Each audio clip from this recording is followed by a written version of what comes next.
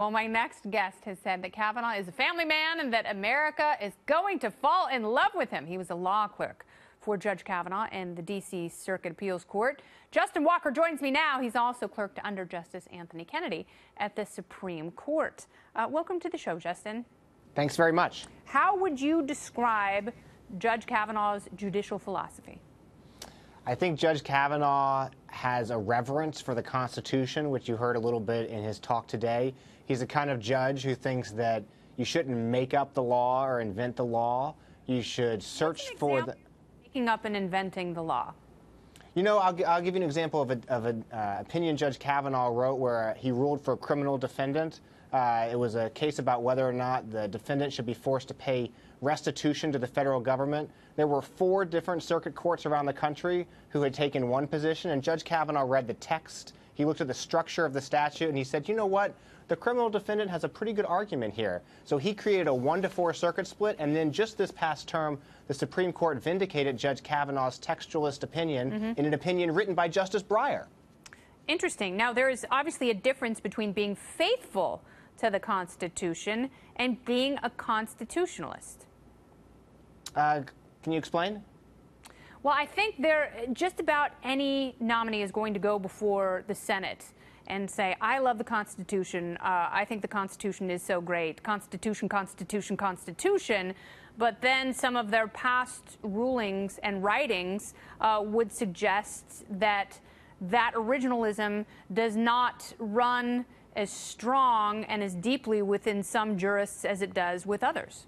I understand. Yes, I think that's exactly right. It's easy to say, I'll be faithful to the Constitution, but what's more difficult is to build the kind of 12-year record of independence and fair-mindedness that Judge Kavanaugh has built, where he has said from the D.C. Circuit, the second most important court in the country, whether you're a plaintiff or defendant, whether you're the prosecution or whether you're a criminal defendant, I'm going to look at the text, I'm going to look at the structure, I'm going to look at the history, and I'm going to interpret the law and apply the law as it is without any kind of favoritism or partiality. That's interesting. He certainly didn't do that when faced with the NSA's discontinued call record Dragnet, and he voted in concurrence that it was just fine for them to go on that massive metadata collection sweep, and I think that's going to be problematic for him. What else in his storied 12-year career do you think will be problematic in his confirmation process? You know, the issue you raised is an issue that's divided the lower courts. It's a difficult question, but I think if you look at what Judge Kavanaugh wrote in a case that later went to the Supreme Court about privacy, GPS tracking, he wrote a concurrence in a case called United States v. Jones, later unanimously vindicated by the Supreme Court, where they said the government cannot use a GPS tracker to follow your car all day and all night. Not only did he get the answer there that the Supreme Court later vindicated, he provided the kind of originalism, property-based roadmap that Justice Scalia then took up and used in order to write the majority opinion. So I think left, right, center, conservative, libertarian, they're going to find in Judge Kavanaugh somebody who is independent, who is thoughtful, and who has just a terrific career and a terrific story to tell. What is it about him that will assure the votes of Lisa Murkowski and Susan Collins?